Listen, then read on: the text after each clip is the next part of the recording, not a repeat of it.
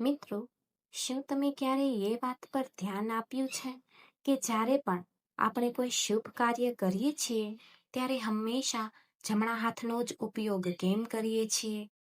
મંદિરમાં ભગવાનનો પ્રસાદ લેવાનો હોય કે પછી કોઈ ગરીબને દાન આપવાનું હોય અથવા તો કોઈને પૈસા આપવાના હોય, આપણો જમણો હાથ જ આપોઆપ આગળ આવી જાય છે. ક્યારેય વિચાર્યું છે કે આવું કેમ થાય છે? આ કોઈ સામાન્ય વાત નથી, પણ આની પાછળ આપણા શરીર અને બ્રહ્માંડની ઉર્જાનું એક એવું રહસ્ય છુપાયેલું છે જે જો તમે સમજી જાઓ તો તમારી મોટીથી મોટી સમસ્યા ચપટી વગાડતા દૂર થઈ શકે છે.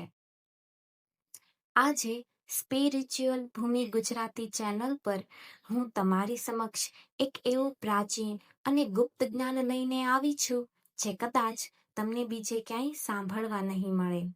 આજે હું તમને એક એવા ચમત્કારી યંત્ર વિશે જણાવવાની છું જેને જો તમે યોગ્ય રીતે બનાવીને માત્ર 11 દિવસ માટે તમારા ઓશિકા નીચે રાખી દેશો તો તમારી વર્ષો જૂની અધૂરી ઈચ્છા પૂરી થવાના રસ્તા આપોઆપ ખુલી જશે. ઘણા લોકો મહેનત તો ખૂબ કરે છે પણ તેમને પરિણામ નથી મળતું, તો કેટલાક લોકો પાસે પૈસા આવે છે પણ ટકતા નથી. આ બધું આપણી અંદર રહેલી ઉર્જાના અસંતુલનના કારણે થાય છે. તો આ વિડીયોને વચ્ચેથી છોડવાની ભૂલ બિલકુલ ના કરતા, કારણ કે આજે હું જે માહિતી આપવા જઈ રહી છું તે તમારું જીવન બદલી શકે છે. અને હા, વિડીયોમાં આગળ વધતા પહેલા એકવાર પૂરી શ્રદ્ધાથી કોમેન્ટમાં હર હર મહાદેવ જરૂર લખી દેજો, જેથી મહાદેવની કૃપા તમારા પર હંમેશા બની રહે. આપણા પ્રાચીન શાસ્ત્રો અને વિજ્ઞાન બંને એ વાતને માને છે કે આપણું શરીર 2 ભાગમાં વહેંચાયેલું છે, એક જમણો ભાગ અને બીજો ડાબો ભાગ. જમણા ભાગમાં સૂર્ય નાડી વહે છે અને ડાબા ભાગમાં ચંદ્ર નાડી વહે છે. સૂર્ય નાડી એટલે કે ઉર્જા, તાકાત અને કાર્ય કરવાની ક્ષમતા, જેના પર દેવાધિદેવ મહાદેવનો સીધો પ્રભાવ છે. અને ચંદ્ર નાડી એટલે કે શાંતિ, લાગણીઓ અને ઉર્જાને જાળવી રાખવાની ક્ષમતા, જેના પર માતા પાર્વતીનો વાસ છે. જ્યારે આપણે જમણા હાથથી કોઈ કામ કરીએ છીએ ત્યારે આપણે સૂર્ય નાડીની સકારાત્મક ઉર્જાનો ઉપયોગ કરીએ છીએ. એટલે જ વડીલો હંમેશા કહે છે કે કોઈ સારા કામે બહાર જાઓ તો જમણો પગ પહેલા ઘરની બહાર મૂકવો. જ્યારે પણ નવા ઘરમાં પ્રવેશ કરો ત્યારે જમણો પગ આગળ રાખવો. આની પાછળનું કારણ એ જ છે કે જમણો ભાગ એ સકારાત્મક ઉર્જાને ગ્રહણ કરવાનું કામ કરે છે, જ્યારે આપણો ડાબો ભાગ એટલે કે ચંદ્ર નાડી એ ઉર્જાને પકડી રાખવાનું એટલે કે સંગ્રહ કરવાનું કામ કરે છે. તમે જોયું હશે કે જે લોકો ડાબોડી હોય છે એટલે કે ડાબા હાથનો વધારે ઉપયોગ કરે છે તે લોકો સ્વભાવે ખૂબ જ લાગણીશીલ હોય છે અને બીજાને મદદ કરવામાં હંમેશા આગળ હોય છે. તેમની ચંદ્ર નાડી વધારે સક્રિય હોય છે, પણ જીવનમાં સફળ થવા માટે સૂર્ય અને ચંદ્ર બંને નાડીઓનું સંતુલન હોવું ખૂબ જ જરૂરી છે. ભગવાન શિવનું અર્ધનારીશ્વર સ્વરૂપ આપણને આ જ વાત સમજાવે છે કે જ્યારે પુરુષ અને પ્રકૃતિ ભેગા થાય છે ત્યારે જ સર્જન થાય છે. તો આજે આપણે આ જ સૂર્યનાડી અને ચંદ્રનાડીની ઉર્જાનો ઉપયોગ કરીને એક એવું શક્તિશાળી યંત્ર બનાવવા જઈ રહ્યા છીએ જે સીધું તમારા અર્ધજાગૃત મન એટલે કે સબકોન્શિયસ માઇન્ડ સાથે જોડાશે અને બ્રહ્માંડમાંથી તમારી ઈચ્છા પૂરી કરવા માટેની ઉર્જા ખેંચી લાવશે. આ કોઈ જાદુ નથી, પણ એક શુદ્ધ આધ્યાત્મિક વિજ્ઞાન છે જે આપણા ઋષિ મુનિઓ હજારો વર્ષથી વાપરતા આવ્યા છે. હવે હું તમને આ યંત્ર બનાવવાની રીત બતાવવા જઈ રહી છું, તો ખૂબ જ ધ્યાનથી સાંભળજો અને સમજજો. સૌથી પહેલા તમારે એકદમ કોરો અને સફેદ કાગળ લેવાનો છે. કાગળ પર કોઈ લાઈન દોરેલી ના હોવી જોઈએ. હવે આ કાગળની બરાબર વચ્ચે એક મોટું ગોળ ચક્કર દોરો. તમે ચાહો તો કોઈ બંગડી કે વાટકીની મદદથી એકદમ ગોળાકાર દોરી શકો છો. ગોળ ચક્કર દોર્યા પછી તમારે તેમાં અંકો લખવાના છે, જેમ આપણી ઘડિયાળમાં સમય લખેલો હોય છે, બરાબર એ જ રીતે સૌથી ઉપર 12નો અંક લખો. પછી જમણી બાજુ નીચે તરફ 1, 2, 3, 4 અને 5 લખો. બરાબર નીચે 6નો અંક લખો અને ડાબી બાજુ ઉપર તરફ 7, 8, 9, 10 અને 11 લખો. યાદ રાખજો, આ બધા અંકો તમારે એક જ ભાષામાં લખવાના છે. જો ગુજરાતીમાં લખો તો બધા જ અંકો ગુજરાતીમાં અને અંગ્રેજીમાં લખો તો બધા જ અંગ્રેજીમાં. હવે આ યંત્રમાં આપણે મંત્રોની સ્થાપના કરવાની છે. મંત્રો એ માત્ર શબ્દો નથી, પણ એક ચોક્કસ પ્રકારની ધ્વનિ ઉર્જા છે, જે વાતાવરણમાં હકારાત્મક તરંગો ઉત્પન્ન કરે છે. સૌથી પહેલા જ્યાં તમે 12નો અંક લખ્યો છે તેની બરાબર ઉપર તમારે ઓમ લખવાનું છે અને જ્યાં નીચે 6નો અંક લખ્યો છે તેની બરાબર નીચે પણ તમારે ઓમ લખવાનું છે. ઓમ એ સમગ્ર બ્રહ્માંડનો મૂળ અવાજ છે. તે શરૂઆત પણ છે અને અંત પણ છે. 12 અને 6ની જગ્યા પર ઓમ લખવાથી આ યંત્રને એક મજબૂત આધાર મળશે. હવે આપણે જમણી બાજુના અંકો પર જઈએ. જમણી બાજુ એટલે કે આપણી સૂર્યનાડીનો ભાગ, જે ઉર્જા ઉત્પન્ન કરવાનું કામ કરે છે. તેથી જમણી બાજુ જ્યાં તમે 1, 2, 3, 4 અને 5નો અંક લખ્યો છે તે દરેક અંકની સાથે તમારે હ્રીમ મંત્ર લખવાનો છે. હ્રીમ એ માતા ભુવનેશ્વરીનો બીજ મંત્ર છે, જે શક્તિ, ઉર્જા અને આકર્ષણનું પ્રતીક છે. આ મંત્ર લખવાથી યંત્રમાં કામ કરવાની ગતિ આવશે. ત્યારબાદ ડાબી બાજુના અંકો પર જઈએ.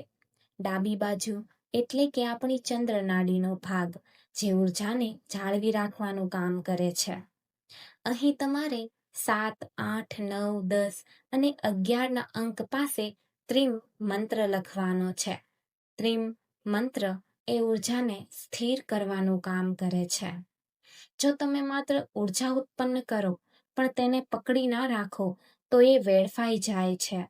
એટલે કે ડાબી બાજુના મંત્રો તમારી ઈચ્છાને પૂરી થતા સુધી ટકાવી રાખશે. હવે આખું ચક્કર તૈયાર થઈ ગયું છે.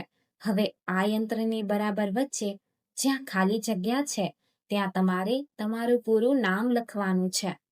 નામ લખ્યા પછી તેની બરાબર નીચે તમારે 108નો અંક લખવાનો છે. આપણા સનાતન ધર્મમાં 108ના અંકનું ખૂબ મોટું મહત્વ છે. રુદ્રાક્ષની માળામાં પણ 108 મણકા હોય છે. આ અંક લખવાથી તમારું નામ સીધું પરમાત્માની શક્તિ સાથે જોડાઈ જશે. ગુરુવારે રાત્રે જ્યારે તમે તમારા બધા કામ પૂરા કરીને સૂવા માટે જાઓ ત્યારે તમારે હવે આ યંત્ર બનીને તૈયાર છે, પણ તેને જાગૃત કરવા માટે એક નાનકડી વિધિ કરવાની છે. આ કાગળને તમારે બરાબર 4 વખત વાળવાનો છે. એટલે કે તેને 4 ફોલ્ડ કરવાના છે, જેથી તે એક નાનકડી ચોરસ પડીકી જેવો બની જશે.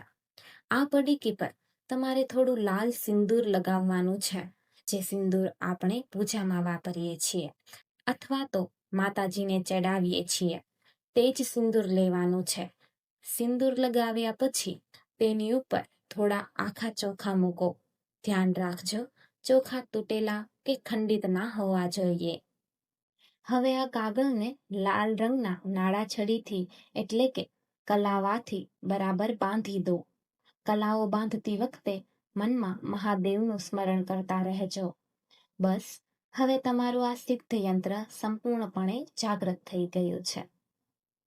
હવે આ યંત્રનો ઉપયોગ ક્યારે અને કેવી રીતે કરવો તે બરાબર સમજી લો. આ કામ તમારે કોઈ પણ મહિનાના ગુરુવારના દિવસે કરવાનું છે. ગુરુવાર એ ભગવાન વિષ્ણુ અને બૃહસ્પતિ દેવનો વાર છે, જે જ્ઞાન, સુખ અને સમૃદ્ધિના કારક છે. આ યંત્ર તમારી સાથે રાખવાનું છે. સૂતા પહેલા પથારીમાં બેસીને તમારું મુખ પૂર્વ દિશા તરફ રાખો. પૂર્વ દિશા એ સૂર્ય ઉગવાની દિશા છે, જે નવી શરૂઆત અને આશાનું પ્રતીક છે. પૂર્વ દિશા તરફ મુખ રાખીને બંને હાથ જોડીને આંખો બંધ કરો અને તમારા ઈષ્ટદેવનું ધ્યાન કરો. પછી તમારા મનની જે પણ સાચી અને સારી ઈચ્છા હોય તે મનમાં બોલો.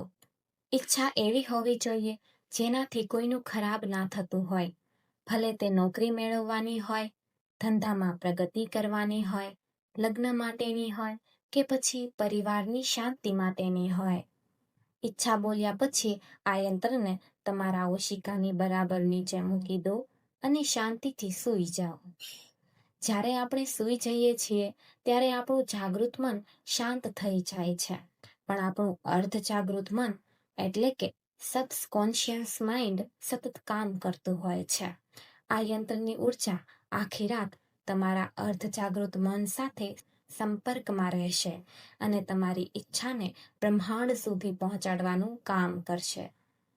આ યંત્રને તમારે સતત 11 દિવસ સુધી તમારા ઓશિકા નીચે જ રહેવા દેવાનું છે. રોજ રાત્રે સૂતા પહેલા તેને હાથમાં લેવાની કે ફરીથી ઈચ્છા બોલવાની જરૂર નથી.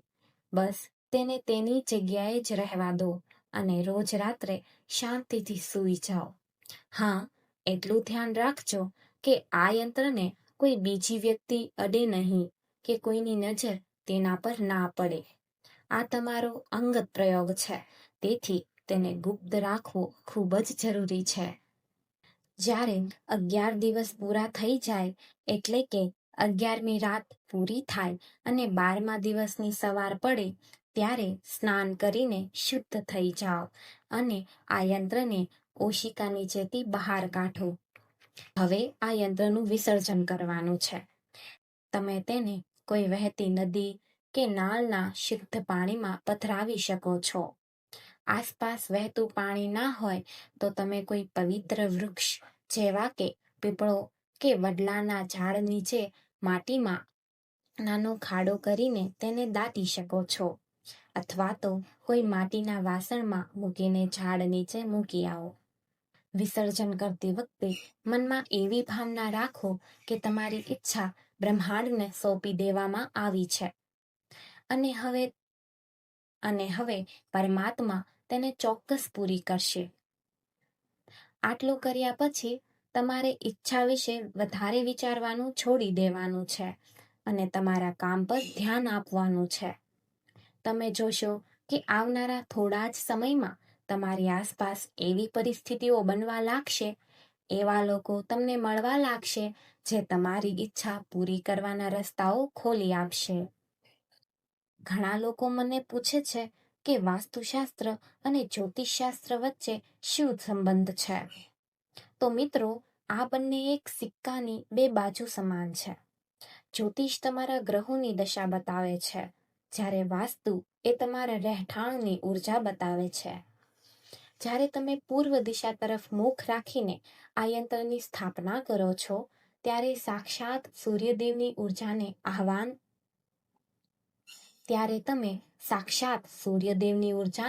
આહવાન આપો છો. સૂર્ય એ આત્માનો કારક છે અને તમારા ગ્રહોનો રાજા છે. પૂર્વ દિશામાંથી આવતા સકારાત્મક તરંગો સીધા તમારા યંત્રમાં પ્રવેશે છે અને તેને વધુ શક્તિશાળી બનાવે છે.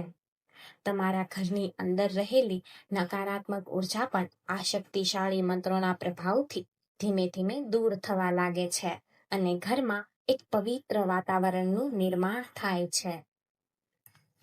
ઘણા લોકોને કદાચ એવો વિચાર આવતો હશે કે શું ખરેખર એક નાના કાગળના ટુકડાથી ઈચ્છા પૂરી થઈ શકે છે? તો મારા વહાલા મિત્રો, હું તમને યાદ અપાવવા માંગુ છું કે આ કોઈ સામાન્ય કાગળ નથી, પણ એક ઉર્જાનું કેન્દ્ર છે. આપણા શાસ્ત્રોમાં ભોજપત્ર પર યંત્રો બનાવવાનો ઉલ્લેખ છે. જ્યારે તમે પૂરી શ્રદ્ધા અને વિશ્વાસ સાથે કોઈ કામ કરો છો ત્યારે તેમાં જીવ આવી જાય છે. જો તમે મનમાં શંકા રાખીને આ ઉપાય કરશો તો કદાચ તમને પરિણામ નહીં મળે, પણ જો તમે ઈશ્વર પર અતૂટ વિશ્વાસ રાખીને અને સાચા મનથી આ ક્રિયા કરશો તો મહાદેવની કૃપાથી તમારું કામ 100% સફળ થશે. આપણું જીવન એ એક સફર છે અને ઘણીવાર આ સફરમાં આપણે નિરાશ થઈ જઈએ છીએ.